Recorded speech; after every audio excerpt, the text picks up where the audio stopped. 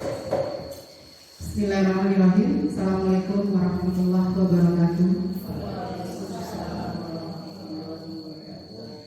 Yang terhormat Bapak Kepala SMP Negeri 4 Sawalunto, kemudian yang terhormat Bapak dan Ibu Wakil Kepala SMP Negeri 4 Sawalunto, yang terhormat Bapak dan Ibu Majelis Guru SMP Negeri 4 Sawalunto, selanjutnya yang terhormat Bapak dan Ibu CGP Angkatan 7 atas nama Weni Rosita SPD dan Bapak Rahmayadi R SPD. Yang pertama dan yang utama sekali, marilah sama-sama kita bersyukur kepada Allah Subhanahu wa taala yang telah memberikan kita kesehatan, kesempatan dalam mengikuti kegiatan sosialisasi budaya positif oleh calon guru penggerak Angkatan 7 Kota Sawalunto. Selanjutnya, salawat dan salam pada junjungan alam, yakni Nabi besar Muhammad Sallallahu Alaihi Wasallam. Allahumma sholli ala Muhammad wa ala ali Muhammad. Baiklah, Bapak dan Ibu yang kami hormati, untuk tidak memperpanjang mukadimah, untuk acara kita yang pertama adalah kata sambutan atau arahan dari Bapak Kepala SMP Negeri 4 Sawalunto. Kepada Bapak Muharram Walad kami persilakan.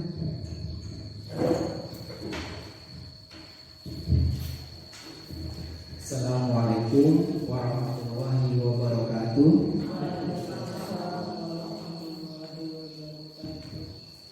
Alhamdulillahirabbil alamin, wassalatu wassalamu ala asrofil anbiya'i wal mursalin wa ala alihi wa sahbihi rasulillahi ajma'in. Asyhadu an la ilaha illallah wa asyhadu anna Muhammadan abduhu wa rasuluh la nabiyya ba'dah. Puji syukur kepada Allah karena pada hari ini kita dapat berkumpul di ruangan ini dalam rangka melaksanakan suatu kegiatan untuk mensosialisasikan yang disebut dengan budaya positif. Bapak dan Ibu sekalian, mudah-mudahan kegiatan ini diridhoi oleh Allah dan kita mendapat manfaat sebesar-besarnya atas penyampaian materi oleh Bapak dan Ibu calon guru penggerak Angkatan 7.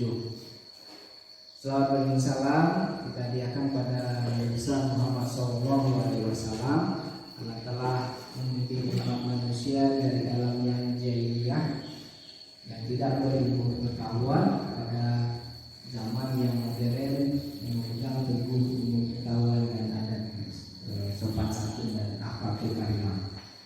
Bapak dan Ibu sekalian, seperti yang disampaikan, jadi kegiatan kita ini adalah menyampaikan materi tentang budaya positif.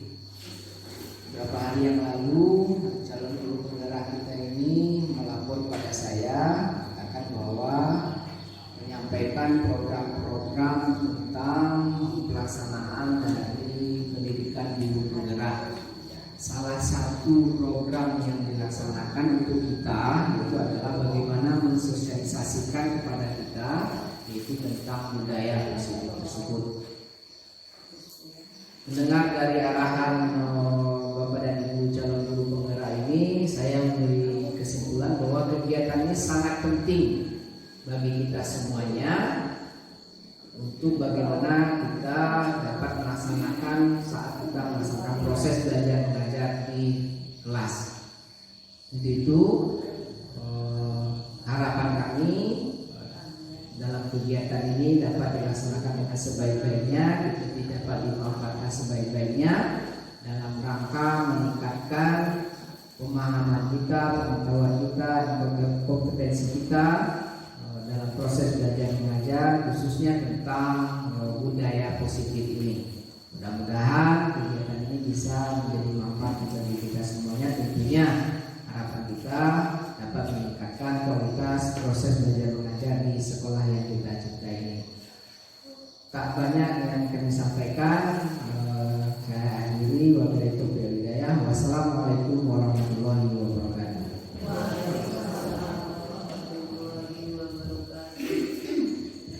Terima kasih kami ucapkan kepada Bapak Kepala Sekolah atas arahan yang diberikan untuk kegiatan tentang sosialisasi budaya positif.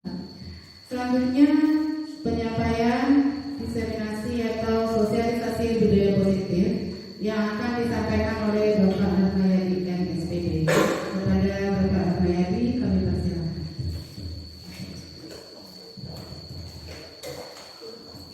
Terima kasih kepada moderator. Baik, Assalamualaikum warahmatullahi wabarakatuh. Yang terhormat Bapak Kepala Sekolah, yang terhormat Bapak dan Ibu Wakil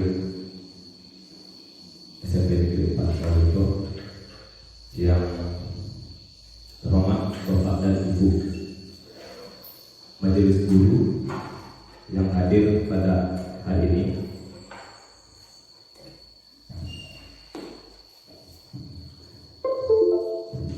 Pertama-tama marilah kita ucapkan puji syukur kehadirat Allah Subhanahu wa taala yang mana kita dapat berkumpul di sini di ruangan yang kita ini dalam rangka penyampaian atau sosialisasi budaya positif dari, mungkin ini bagian dari tugas aksi nyata kami dalam pelaksanaan Diklat Guru Penggerak. Selawat dan beriring salam kita hadiahkan juga kepada Nabi besar Muhammad SAW, yang mana beliau telah membawa umatnya dari alam kegelapan ke alam yang terang benderang seperti yang kita rasakan saat ini. Baik, untuk tidak memperpanjang kalimat, langsung saja saya akan menyampaikan sosialisasi tentang budaya positif. Perkenalkan, nama Rahmayadi MSPD, mengajar di SMP Negeri 4 Sawalunto sebagai guru PJOK. Sebelum kita masuk, mungkin ada sedikit kita mengenal ya posisi kontrol kita. Yang pertama, tugas Bapak Ibu boleh untuk mengepalkan tangan. Coba bayangkan di dalam kepala itu ada sesuatu barang yang sangat berharga di dalam kepala tangan kita, yang perlu kita jaga sekuat tenaga karena begitu pentingnya untuk kehidupan kita. Dan tugas rekan Bapak Ibu mencoba dengan segala cara untuk membuka kepala tangan temannya tersebut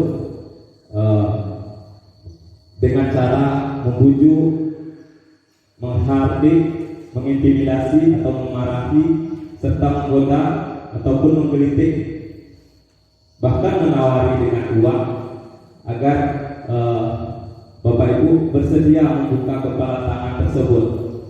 Ya.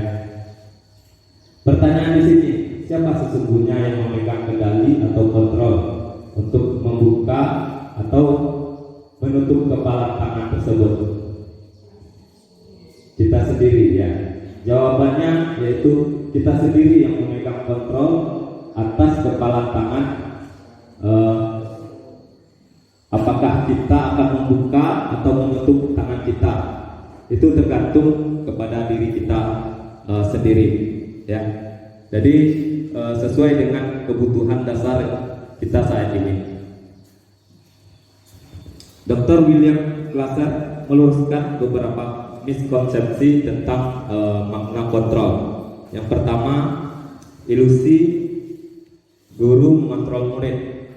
Pada dasarnya kita tidak dapat memaksa murid untuk berbuat sesuatu jikalau murid tersebut memilih untuk tidak melakukannya. Yang kedua, ilusi bahwa semua penguatan positif efektif dan bermanfaat.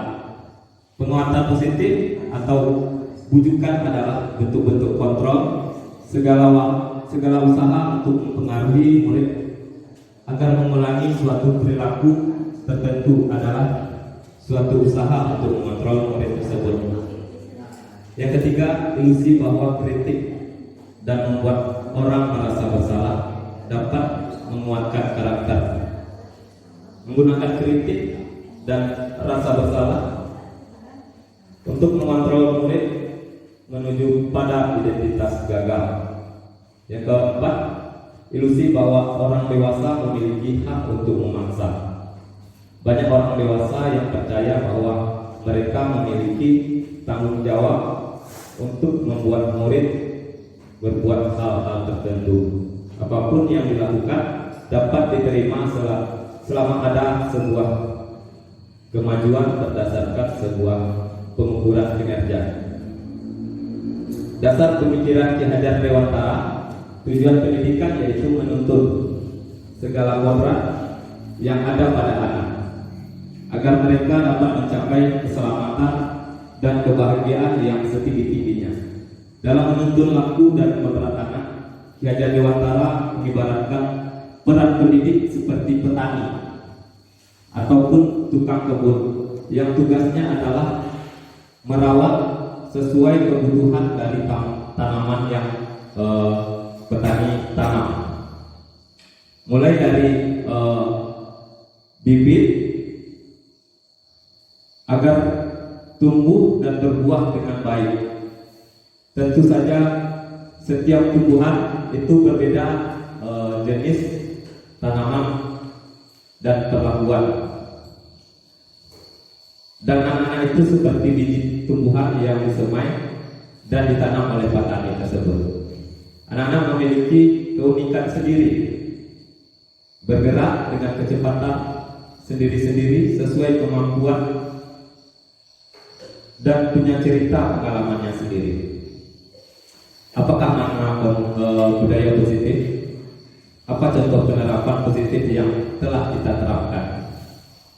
Budaya positif di sekolah yaitu nilai-nilai dan kebiasaan di sekolah yang berpihak pada peserta didik agar mereka dapat berkembang menjadi pribadi yang kritis, penuh hormat dan bertanggung jawab. Disiplin positif. Salah satu strategi yang perlu kita tinjau kembali adalah penerapan disiplin di sekolah kita. Yang pertama, apakah telah efektif? Apakah masih perlu ditinjau kembali? Yang kedua, apa sesungguhnya arti dari disiplin itu sendiri? Yang ketiga, apa kaitannya dengan nilai-nilai kebajikan? Makna dari disiplin yaitu sering dikaitkan dengan tata tertib, teratur, dan kepatuhan pada peraturan. Kata disiplin juga sering dihubungkan dengan hukuman.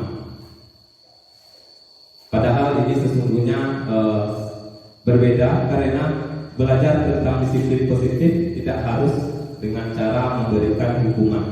Justru itu adalah salah satu alternatif terakhir, dan bila perlu tidak digunakan sama sekali. Ki Hajar Dewantara menyatakan bahwa untuk mencapai kemerdekaan atau dalam konteks pendidikan kita saat ini, untuk menciptakan murid yang merdeka, syarat utamanya adalah harus ada disiplin yang kuat. Disiplin yang dimaksud adalah disiplin diri yang memiliki motivasi internal. Jika kita tidak memiliki motivasi internal, maka kita memerlukan pihak lain untuk mendisiplinkan kita.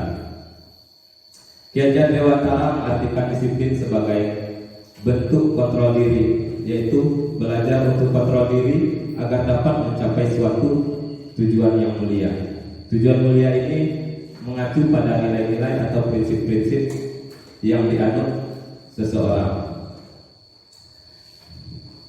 Diane Gosen mengemukakan bahwa dengan mengaitkan nilai-nilai kebajikan yang diyakini seseorang, maka motivasi intrinsiknya akan terbangun, sehingga menggerakkan motivasi dari dalam untuk dapat mencapai tujuan mulia yang diinginkan. Nilai-nilai kebajikan pada profil pelajar Pancasila yang kita kenal juga dengan kelima. Yang pertama yaitu beriman, bertakwa kepada Tuhan Yang Maha Esa dan berakhlak mulia. Yang kedua, mandiri. Yang ketiga, bernalar kritis.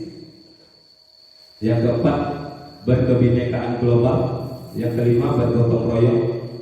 Dan yang keenam, kreatif. Teori motivasi perilaku manusia. Yang pertama yaitu untuk menghindari ketidaknyamanan atau hukuman. Ini adalah tingkatan yang terendah dari motivasi perilaku manusia.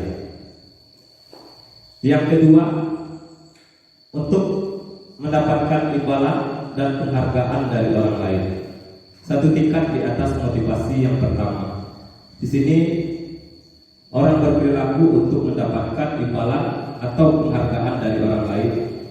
Yang ketiga, untuk menjadi orang yang mereka yang inginkan dan menghargai diri dengan nilai-nilai yang mereka percaya. Orang dengan motivasi ini akan bertanya, akan menjadi orang yang seperti apa bila saya melakukannya. Mereka melakukan sesuatu karena nilai-nilai yang mereka yakini dan mereka hargai, dan mereka melakukannya karena mereka ingin menjadi orang yang melakukan nilai-nilai yang mereka yakini tersebut. Ini adalah motivasi yang membuat seseorang memiliki disiplin diri yang positif, karena motivasi berperilakunya bersifat internal bukan eksternal. Hukuman, konsekuensi, dan restitusi dalam menjalankan peraturan ataupun keyakinan kelas, bila mana ada pelanggaran, tentu sesuatu harus terjadi. Yang kedua, tindakan terhadap sesuatu pelanggaran pada umumnya berbentuk hukuman dan konsekuensi. Namun dalam pelaksanaan kurikulum Merdeka akan diperkenalkan program disiplin positif yang dinamakan restitusi. Hukuman bersifat tidak terencana atau tiba-tiba.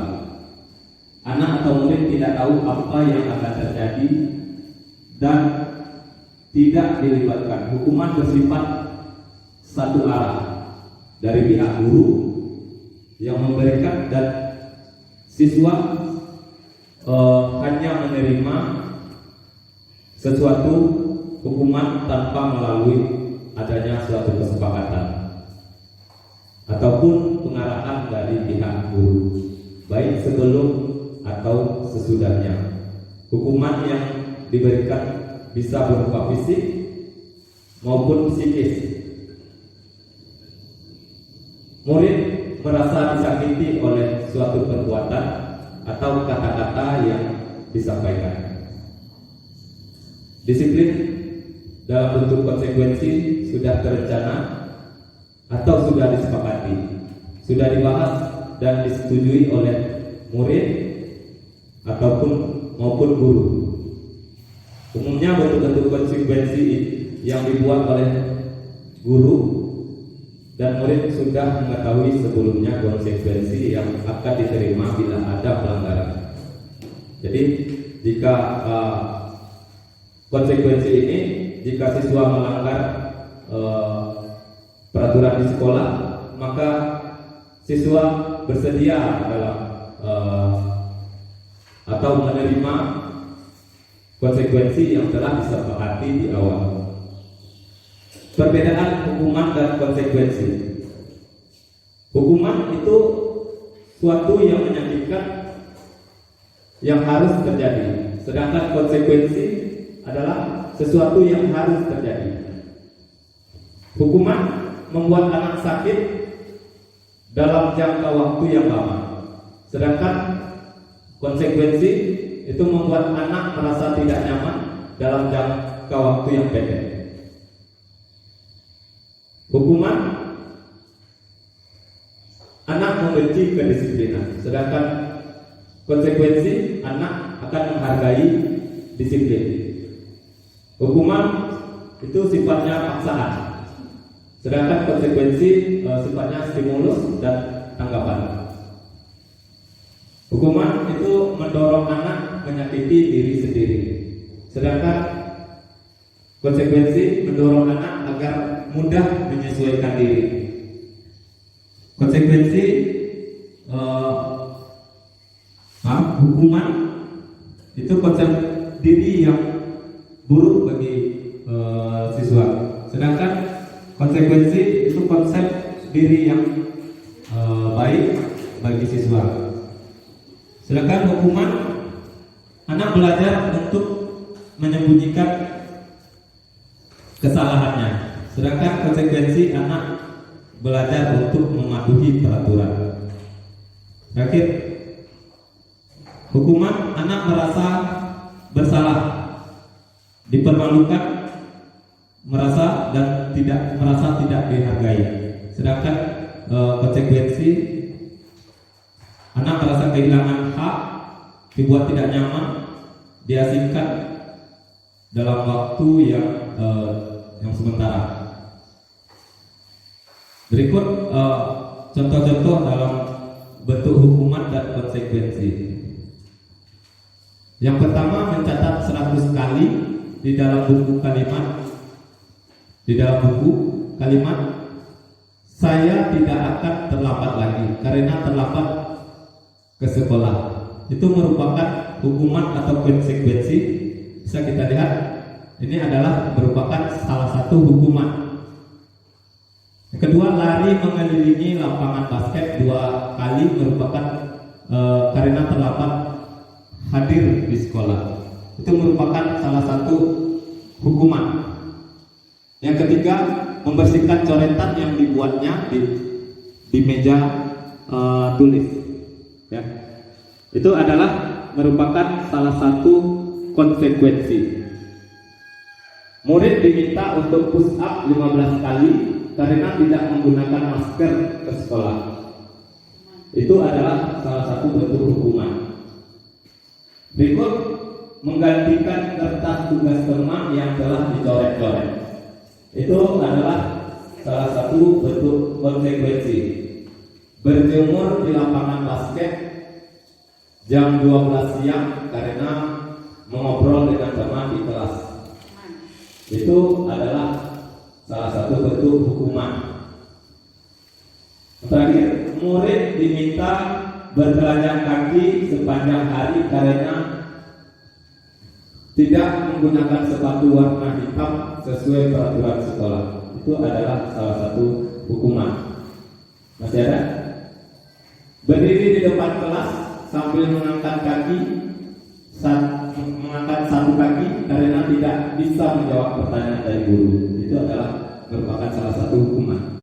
Terlambat hadir di pembelajaran daring 15 menit dan diminta untuk 15 menit sesudah kelas usai untuk membahas ketertinggalan pembelajaran. Itu adalah konsekuensi. Lari mengelilingi lapangan basket 2 kali karena terlambat jam 10 menit untuk pembelajaran PJUK. Itu adalah hukuman apa konsekuensi? Konsekuensi karena saat jam pelajaran olahraga itu hal yang bukan hukuman karena sudah termasuk aktivitas olahraga. Ya. Berikut yang terakhir, membersihkan WC sekolah karena mematahkan pensil temannya. Itu adalah salah satu bentuk hukuman. Berikut restitusi. Kita masuk ke restitusi. Restitusi adalah proses menciptakan kondisi bagi murid untuk memperbaiki kesalahan mereka sehingga mereka bisa kembali dapat kelompok mereka dengan karakter yang lebih kuat menurut Gosen 2004. Restitusi juga merupakan proses kolaboratif yang mengajarkan murid untuk mencapai solusi untuk masalah mereka dan membantu murid berpikir tentang orang seperti apa yang mereka inginkan dan bagaimana mereka harus memperlakukan orang lain menurut Chelsong Gosen 1996. Restitusi membantu murid menjadi lebih memiliki tujuan disiplin. disiplin positif, dan memulihkan dirinya setelah berbuat salah. Pendekanannya bukanlah pada bagaimana berperilaku untuk menyenangkan orang lain dan menghindari ketidaknyamanan, namun tujuannya adalah menjadi orang yang menghargai nilai-nilai kebajikan yang mereka percayai. Yang kedua, melalui pendekatan restitusi, ketika murid berbuat salah, guru akan menanggapi dengan mengajak murid berefleksi tentang apa yang dapat mereka lakukan untuk memperbaiki kesalahan mereka sehingga mereka menjadi pribadi yang lebih baik dan menghargai dirinya. Keyakinan kelas. Mengapa keyakinan kelas? Mengapa tidak peraturan kelas? Keyakinan kelas adalah nilai-nilai kebajikan atau prinsip-prinsip universal yang disepakati bersama secara universal, lepas dari latar belakang suku, negara, bahasa maupun agama. Menurut Gosek, suatu keyakinan akan lebih memotivasi seseorang seseorang akan lebih bersemangat untuk menjalankan keyakinannya daripada hanya sekedar mengetahui, mengikuti serangkaian peraturan. Pembentukan keyakinan kelas. Keyakinan kelas ini bersifat lebih abstrak daripada peraturan yang lebih rinci dan konkret. Keyakinan kelas berupa pertanyaan-pertanyaan universal. Yang ketiga, pertanyaan keyakinan kelas senantiasa dibuat dalam bentuk positif. Yang keempat, keyakinan kelas hendaknya tidak terlalu banyak sehingga mudah diingat dan dipahami oleh semua warga kelas. Yang kelima, keyakinan kelas sebaiknya suatu yang dapat diterapkan di lingkungan murid. Yang keenam, semua warga kelas hendaknya diikuti berkontribusi dalam pembuatan keyakinan kelas lewat kegiatan curah pendapat. Terakhir, bersedia meninjau kembali keyakinan kelas dari waktu ke waktu. Ini merupakan contoh bentuk dari keyakinan kelas yang dibuat. Ya. Yang pertama ada hadir ke sekolah tepat waktu, duduk pada kursi yang telah disediakan, mendengarkan orang lain berbicara, angkat tangan bila berpendapat, menghormati dan saling membantu. Ya, begitulah bentuk contoh dari keyakinan kelas yang telah dibuat. 5 kebutuhan dasar manusia. Semua yang kita lakukan adalah usaha terbaik untuk mendapatkan apa yang kita inginkan. Ketika kita mendapatkan apa yang kita inginkan, sebetulnya saat ini kita sedang memenuhi satu atau lebih dari satu kebutuhan dasar kita, yaitu yang pertama, bertahan hidup. Yang kedua, kasih sayang dan rasa diterima. Yang ketiga, kebebasan. Yang keempat, rasa kesenangan dan penguasaan. Kebutuhan bertahan hidup. Kebutuhan bertahan hidup adalah kebutuhan yang bersifat fisiologis. Untuk bertahan hidup, misalnya kesehatan, rumah dan makanan. Yang kedua, kasih sayang dan rasa diterima. Kebutuhan ini adalah kebutuhan psikologis. Kebutuhan untuk disayangi dan diterima meliputi kebutuhan akan hubungan dan koneksi sosial, kebutuhan untuk memberi dan menerima kasih sayang, dan kebutuhan untuk merasa menjadi bagian dari suatu kelompok. Yang ketiga, penguasaan.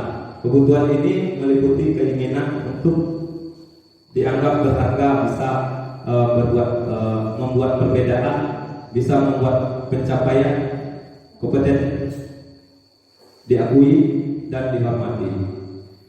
Yang kelima, kebebasan.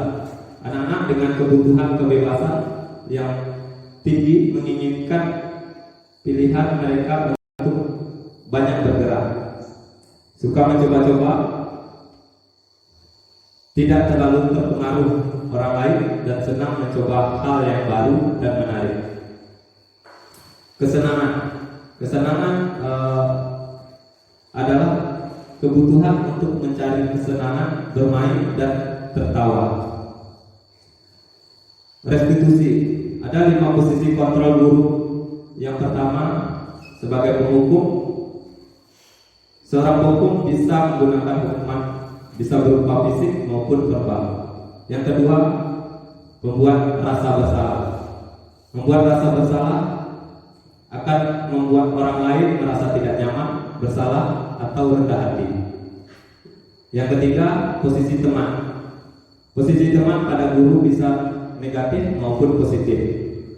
Positif di sini berupa hubungan baik yang terjalin antara guru dan murid. Guru di posisi teman menggunakan hubungan baik dan humor untuk mempengaruhi seseorang. Yang keempat, sebagai pemantau. Memantau berarti mengawasi. Pada saat ini mengawasi kita bertanggung jawab atas perilaku orang-orang yang kita awasi. Posisi pemantau berdasarkan pada peraturan dan konsekuensi. Yang kelima, sebagai manajer. Posisi ini di mana guru berbuat sesuatu bersama dengan murid, mempersilahkan murid mempertanggungjawabkan perilakunya, mendukung murid agar dapat menemukan solusi dan permasalahan yang ada pada diri sendiri. Berikut ada video tentang posisi 5 kontrol seorang guru.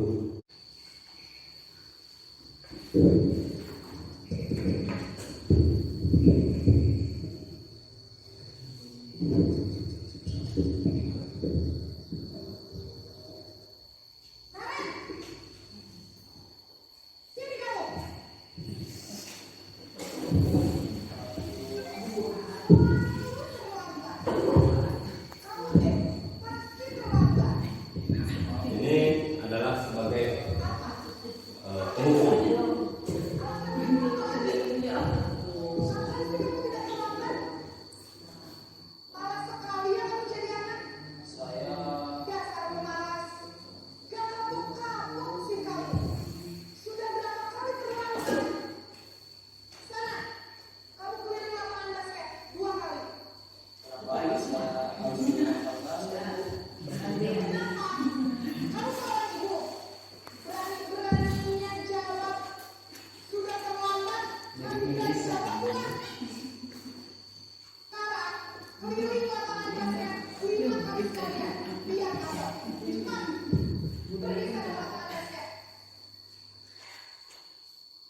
Posisi penghukum biasanya berbicara dengan nada tinggi, menghadap, menunjuk-nunjuk, menyakiti, dan menyindir.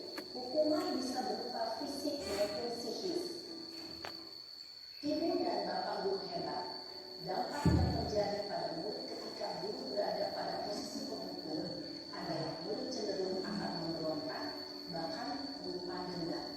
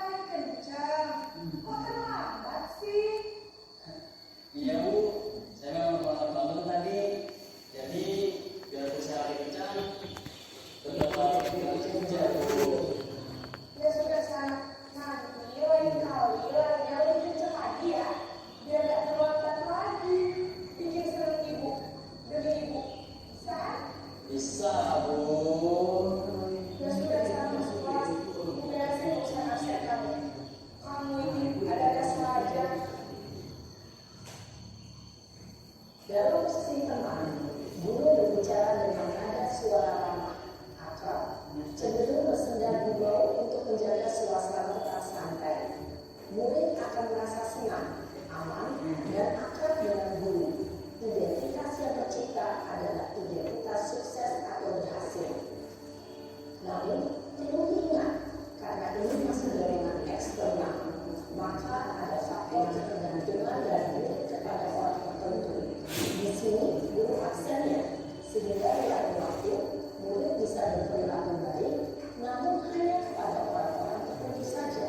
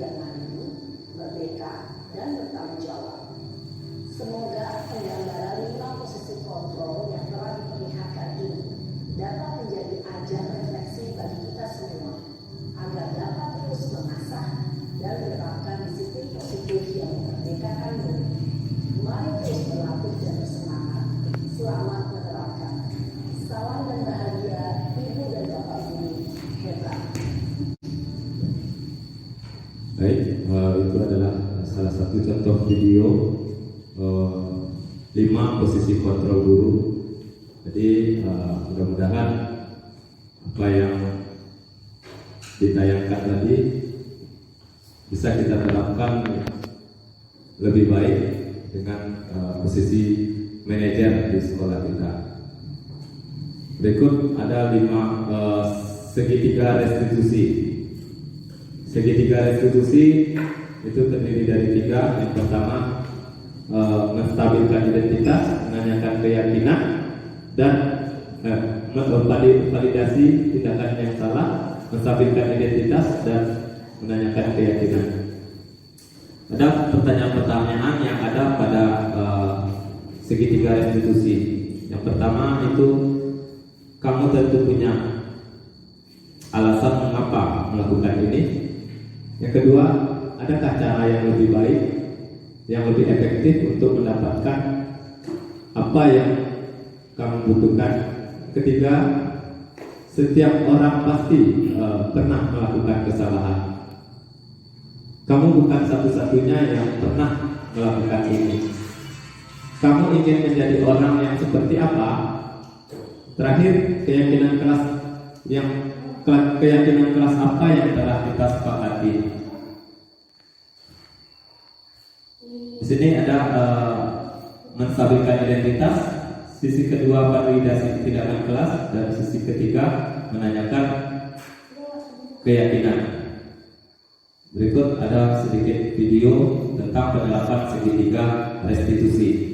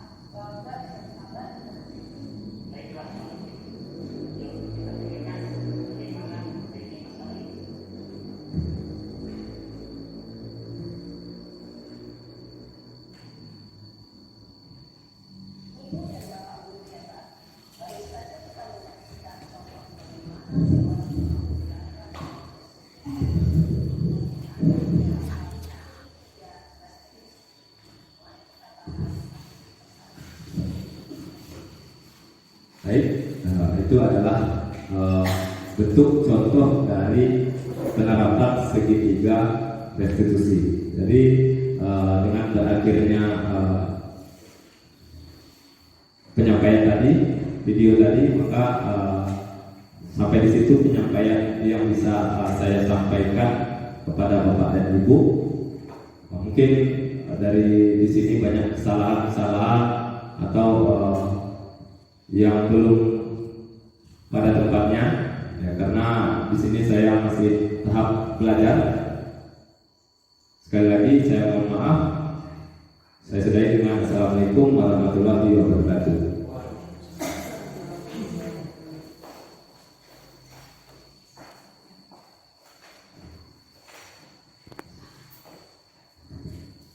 Terima kasih kami ucapkan kepada Bapak Ahmad. Baiklah Bapak dan Ibu, selesai sudah acara sosialisasi budaya positif yang disampaikan oleh Bapak dan Ibu calon guru penggerak dari Kota Sawalunto, khususnya CP4. Terima kasih untuk Bapak dan Ibu untuk perhatiannya semuanya. Mohon maaf apabila ada kesalahan. Assalamualaikum warahmatullahi wabarakatuh. Assalamualaikum warahmatullahi wabarakatuh. Waalaikumsalam warahmatullahi wabarakatuh. Selamat pagi semuanya. Pagi. Apa kabar? Sehat? Sehat. Ya. Jadi hari ini kita belajar PJUK, ya. Di awal semester ini terlebih dahulu kita harus melakukan kesepakatan kelas yang akan kita buat agar pembelajaran kita dapat berjalan dengan baik dan lancar, ya. Jadi tujuan dari kesepakatan kelas ini kita buat agar apa yang kita lakukan bisa kita mendisiplinkan diri kita untuk melaksanakan pembelajaran. Seluruh siswa itu berhak untuk menyalurkan pendapatnya atau mengemukakan pendapatnya dalam keyakinan kelas ini. Jadi siapa yang akan bisa menampilkan ke depan? Siapa yang paham? Ya, Alfa, silakan.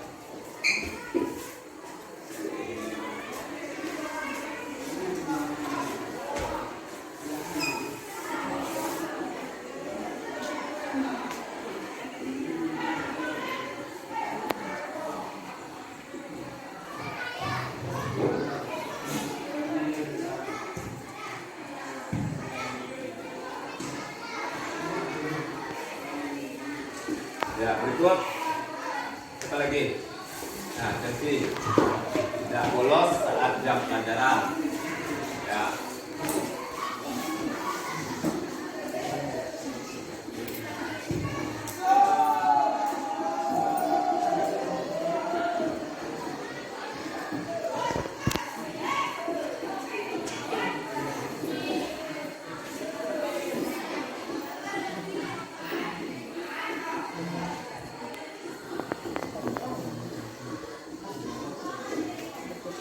Memperhatikan guru saat menerangkan pelajaran. Nah, apa lagi? Selfie.